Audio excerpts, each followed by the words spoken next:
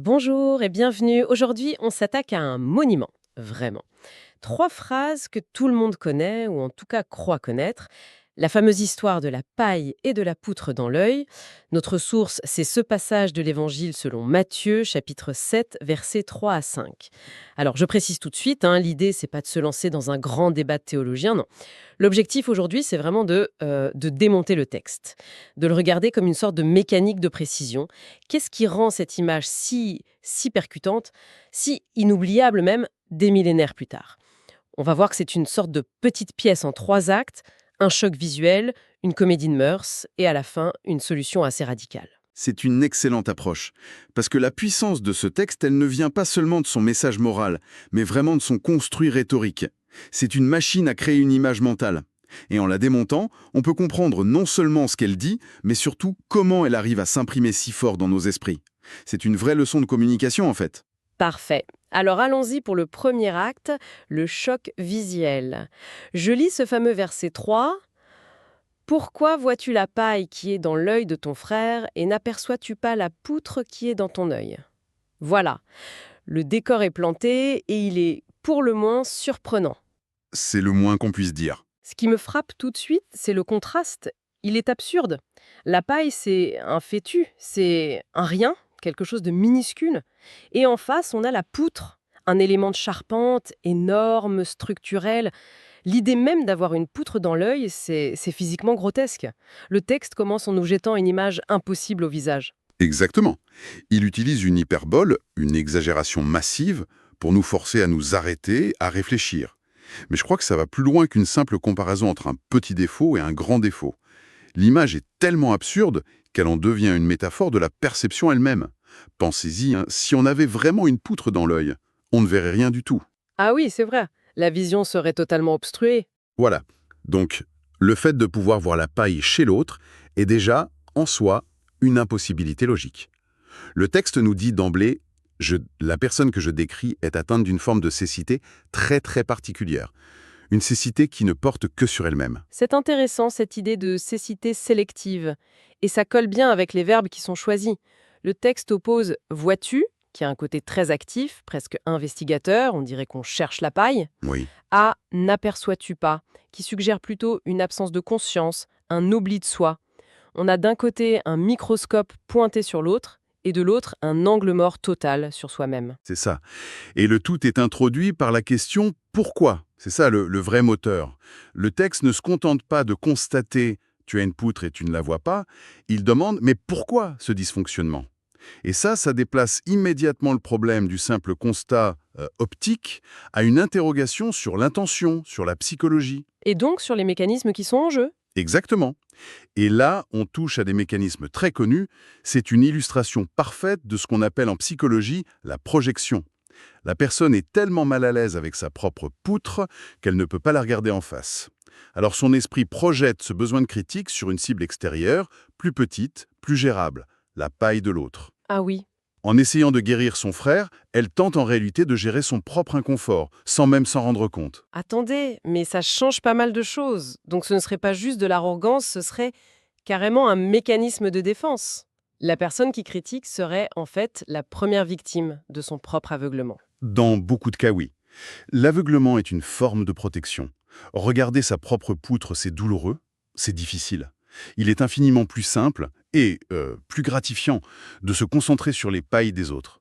Ça donne un sentiment de contrôle, de supériorité, alors qu'au fond c'est une fuite. Le texte met le doigt sur une stratégie d'évitement qui est extraordinairement commune. D'accord. Donc la situation de départ, c'est cette cécité absurde et psychologiquement très complexe. Mais le texte ne s'arrête pas là. Il pousse le bouchon encore plus loin. Il met en scène ce personnage. On passe au deuxième acte, ce que j'appelais la comédie de mœurs.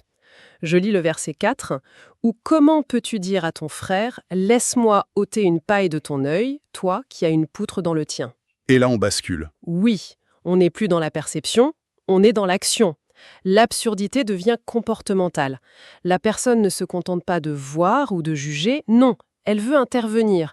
Elle se propose comme chirurgien ophtalmologue alors qu'elle a sa poutre qui lui sort de l'œil. C'est La ça. question comment peux-tu? Elle souligne bien l'incongruité totale de la scène. C'est presque du théâtre. Et ce n'est pas un hasard si le texte insère une citation. du dialogue direct. Laisse-moi ôter une paille de ton œil. On l'entend presque parler. C'est vrai. Ça rend la scène vivante et ça révèle toute la psychologie du personnage. Il se voit comme un sauveur, un bienfaiteur. Il est persuadé de sa clairvoyance et de sa dextérité. Il est dans le rôle de celui qui aide, qui corrige, sans avoir la moindre conscience que sa propre condition le rend non seulement incompétent, mais aussi dangereux. On imagine la scène, c'est un éléphant qui veut faire de la microchirurgie. C'est exactement ça. Et il y a un mot dans ce que vous venez de lire que j'avais toujours un peu survolé. C'est le mot « frère ». Le texte précise bien « dire à ton frère ». Ce n'est pas un inconnu dans la rue. Ah, mais ce mot est absolument central. Il fait basculer toute l'interprétation. S'il s'agissait d'un étranger, ce serait juste une ingérence absurde. Mais en utilisant le mot « frère », le texte place la scène dans le cadre d'une relation de proximité, de confiance, d'une égalité supposée. Et là, l'acte prend une toute autre dimension. Ça devient plus grave. Beaucoup plus. Ce n'est plus seulement ridicule, ça devient une sorte de trahison. On utilise le lien de fraternité pour se placer dans une position de supériorité, pour juger et corriger l'autre, depuis une posture d'autorité morale qui est complètement factice. C'est une dynamique de pouvoir totalement faussée. Je n'y avais jamais pensé sous cet angle. Le mot « frère » charge l'interaction d'une attente de bienveillance, de soutien. Et cette attente est complètement bafouée par l'aveuglement de celui qui prétend aider. L'absurdité visuelle du premier verset se transforme en une absurdité relationnelle ici. Précisément. Ça rend la critique encore plus dévastatrice. Bien sûr, l'acte est non seulement inefficace, mais il est aussi blessant. Parce que celui qui reçoit cette aide non sollicitée sent bien l'hypocrisie de la situation. Il la voit à la poutre, lui. Donc cette offre d'aide est vécue comme une agression, une condescendance qui est insupportable. Le texte est d'une finesse incroyable sur la psychologie des relations humaines. Et tout ça nous mène à la conclusion, au troisième acte. La tension est à son comble. On a un personnage aveugle qui se prend pour un chirurgien et qui est en train de saboter une relation de confiance. Comment on sort de là ? Le verset 5 donne la solution, qui est aussi un verdict. Je lis. « Hypocrite, ôte premièrement la poutre de ton œil, et alors tu verras comment ôter la paille de l'œil de ton frère. » Le premier mot, il claque comme un coup de fouet. Hypocrite. C'est le diagnostic final. Le mot est fort. En grec, hypocrites, c'est l'acteur de théâtre, celui qui porte un masque, qui joue un rôle. Ah oui, bien sûr. Et ça boucle parfaitement avec ce qu'on disait. Le personnage joue le rôle du clairvoyant, du guérisseur, alors qu'il est le principal aveugle. Le texte nomme la dissonance entre l'image qu'il projette et sa réalité. Ce n'est pas une simple erreur, c'est une posture. C'est un mensonge à soi-même et aux autres. Le diagnostic est posé et juste après vient la prescription, le mode d'emploi. Ôte, premièrement, la poutre de ton œil. C'est un ordre, c'est direct. Et l'adverbe « premièrement » est sans doute le mot le plus important de tout le passage. Il établit un ordre de priorité absolu, non négociable. Il dit, avant même de penser à regarder les autres, avant d'ouvrir la bouche pour donner un conseil, il y a une étape préalable obligatoire. Le travail commence par soi. Toute action qui ne respecte pas cet ordre est par définition hypocrite. L'énergie est redirigée à 180 degrés, de l'extérieur vers l'intérieur. C'est un retournement complet. Mais ce qui est fascinant, c'est la deuxième partie de la phrase. Et alors, tu verras comment ôter la paille de l'œil de ton frère. Le texte ne dit pas du tout « occupe-toi de tes affaires et laisse les autres tranquilles ». Pas du tout. Et c'est là toute la subtilité. C'est ce qui fait que ce texte n'est pas un encouragement à l'individualisme ou à l'indifférence. L'objectif final, c'est bien d'être capable d'aider son frère. Mais il dit qu'il y a une condition pour que cette aide soit légitime et efficace. Le but n'est pas la non-intervention, mais une intervention juste.